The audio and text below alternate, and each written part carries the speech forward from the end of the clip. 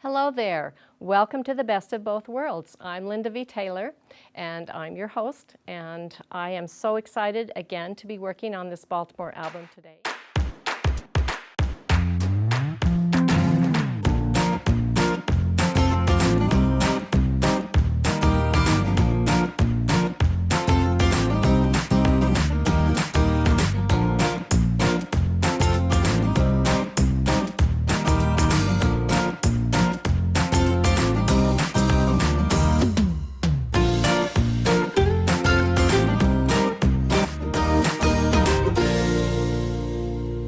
Going to be doing some freehand and some computerized designs, kind of mixed together there.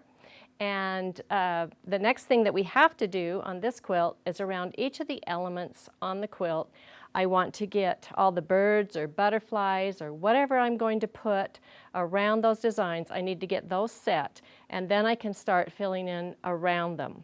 So in this process, it's going to be really interesting. I'm going to place two computerized designs in this area, and one of them is a little trim along like that, and then the pattern here. And to do that, I need to see exactly where all of this applique and echoing and everything is. So I'm going to create a boundary around all of this. And I just click around. You can click as many times as you want, as you feel like you really got the boundary there.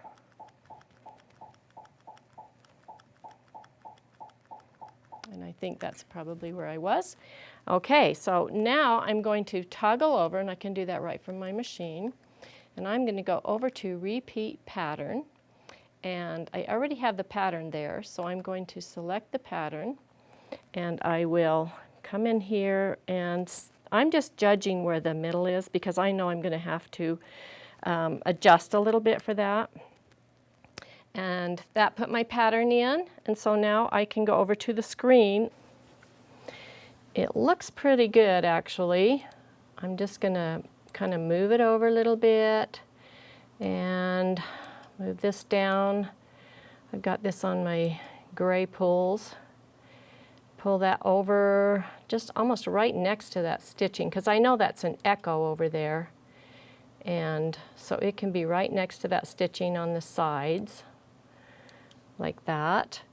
And now I'm going to check my height.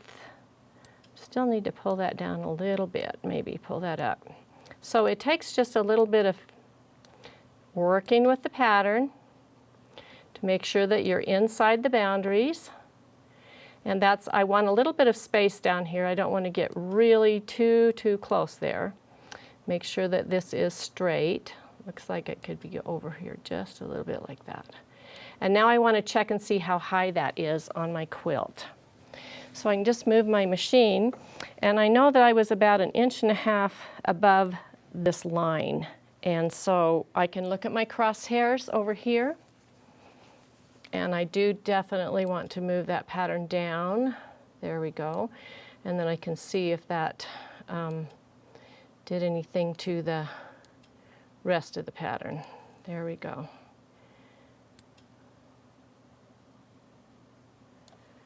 And down a little bit more. Okay, I'm really happy with that, I think. Don't have any problem there. And so I'm ready to put the other pattern in.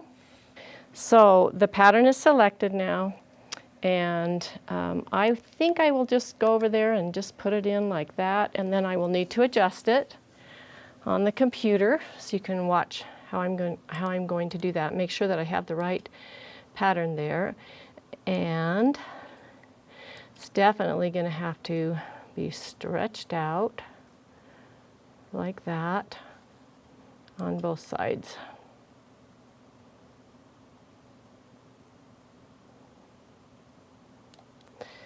And a little bit more curve up there. I just want about 1/4 inch above there, and I really like that, just the way it is. So now all I have to do is toggle over to my spool of thread and push quilt. And we'll just watch that quilt that pattern for me.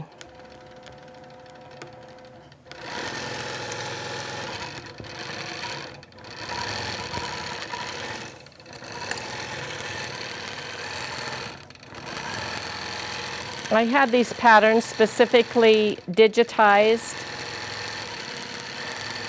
for this quilt. But there are a lot of Baltimore albums that have this type of a treatment for applique on the outside. So I know I'll use them again. And they could be used in a lot of other places. I'm going to speed that up. There we go.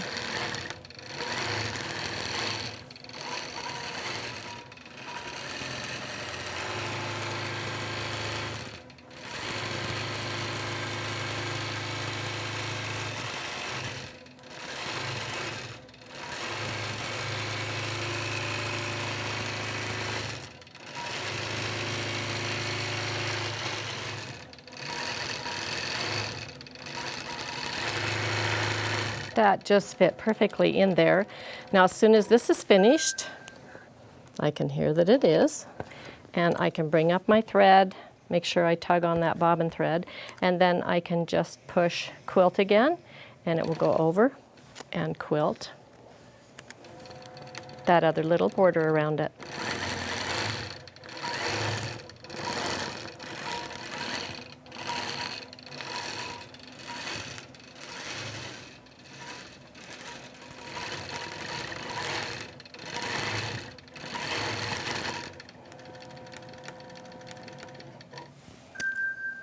I am so pleased with that, and that completes all the way around the outside of the border, except for these on top of the applique, which is what we're going to do next.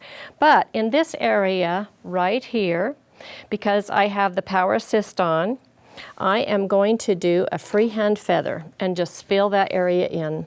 And each one of those on each corner would be completely different.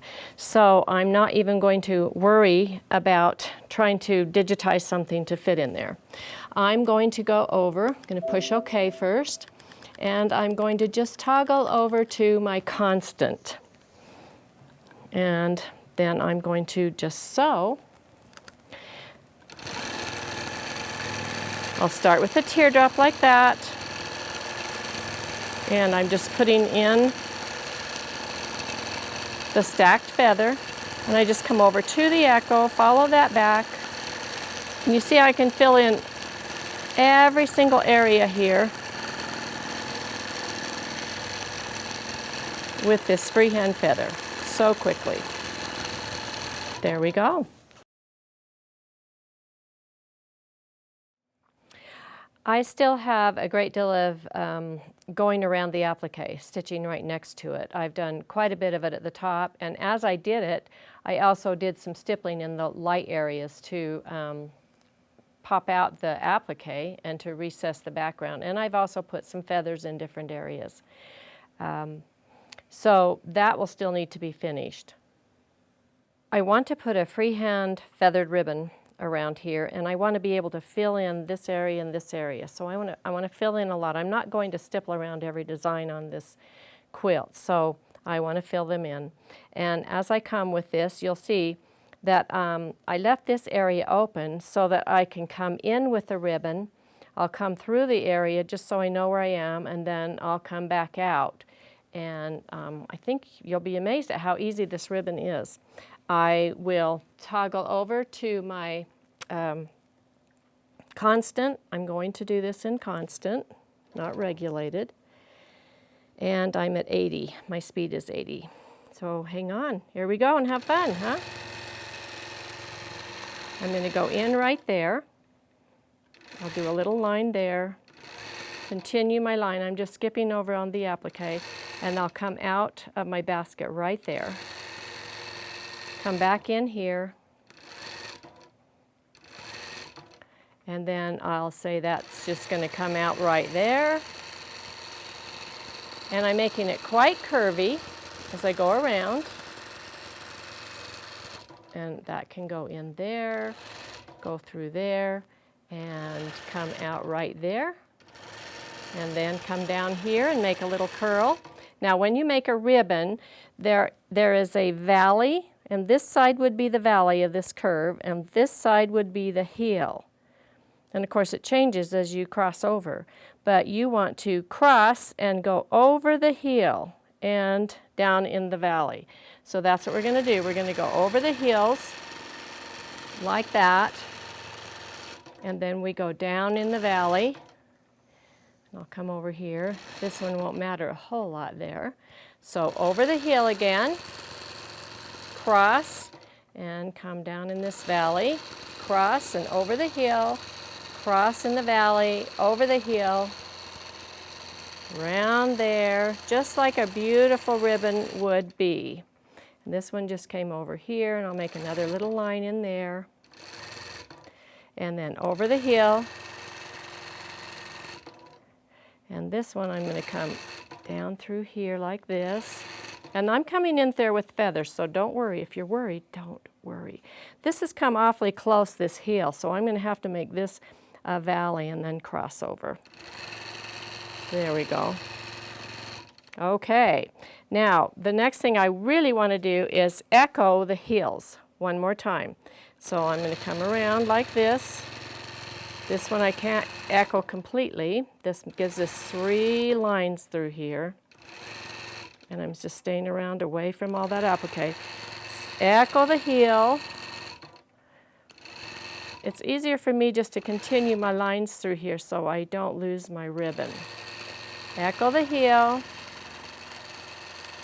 Echo, echo, and I cross in the same place. You can see that intersection right where I cross. Cross in the intersection, come back through,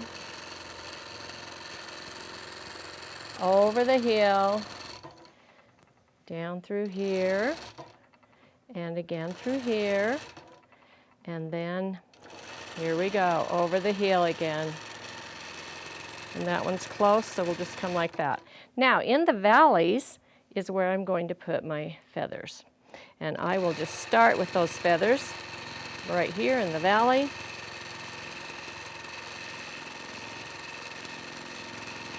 And cross right there at the intersection, because these are only in the valley, and these are just long arm feathers. You could put whatever feather you want in there, whatever feather you know. How's that? See, I'll just put my feathers in there so it just continues with that little design. From a distance you'll be able to tell that that design is going in and out and around the basket. And every time I hit that intersection, I'm crossing over. I've changed direction on my feathers now, and that's not a problem at all.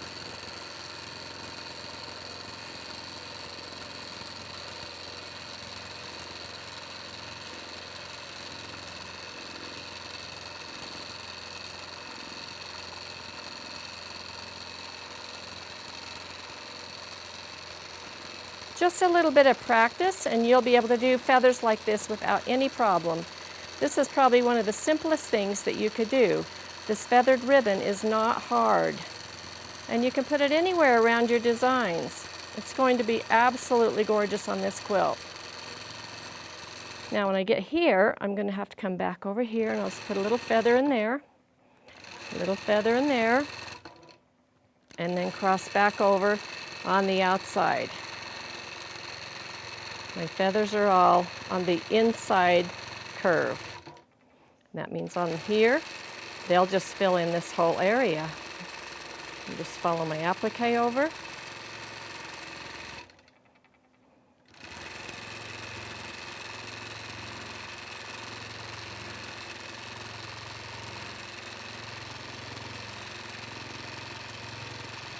And around my little curl. And I'm done. That is beautiful. Absolutely gorgeous. You can see how the ribbon goes in and behind the applique in the basket.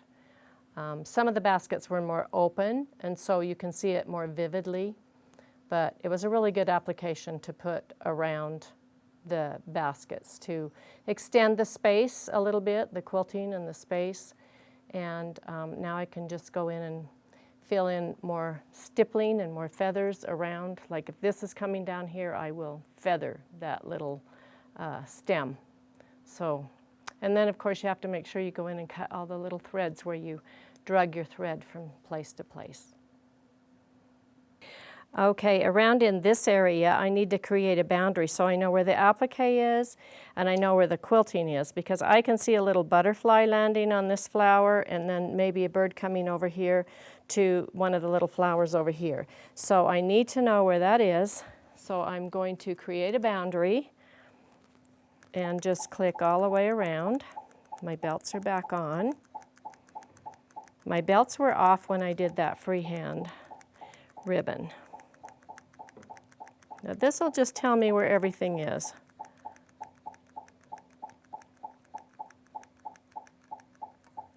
So I like this little butterfly, and I can just toggle through with that select pattern from the machine. I can just toggle through all of these patterns, and it just takes me back up. I think the open butterfly would be too big there, so I think I will choose that little butterfly that's to the side. Let's see.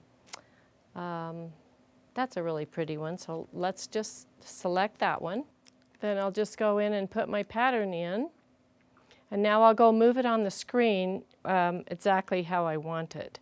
And I have to remember this angle because the basket is at an angle. So I will just take the butterfly, and I know it's going to be turned something like this. And I think I can just put it in right there. So I know that rose is there. So while I'm doing this, I also know that the other flower is right there because I made sure that I clicked around it. So I want to put a bird right there. So while I'm at the computer, let's just look at some of those hummingbirds. Where were they? Down here. Ooh, that's a pretty one. Let's put that one in. And let's turn him around, and we can just right click and flip him horizontally and then move him over here. I think I will make him a little bigger too. I have plenty of room. And so he will just be kind of coming in to hover right there, and that's awesome. And I'll just go over there and quilt.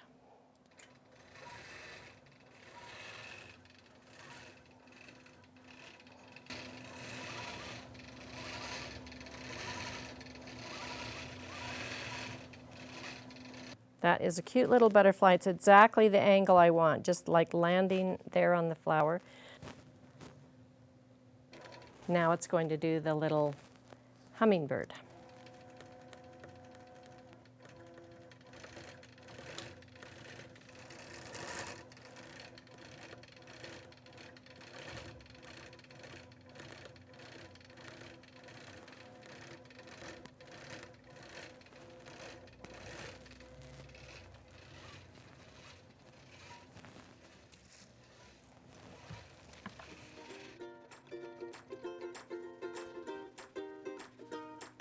I'm very excited about the choices that I have for the birds and the butterflies, and so that's what I'm going to be doing now. I'm going to be putting those around all the different elements wherever I need them or want them.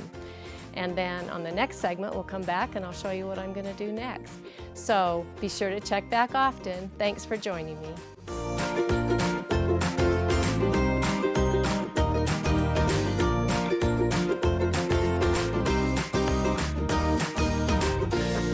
Patterns and retreats, visit lindavtaylor.com.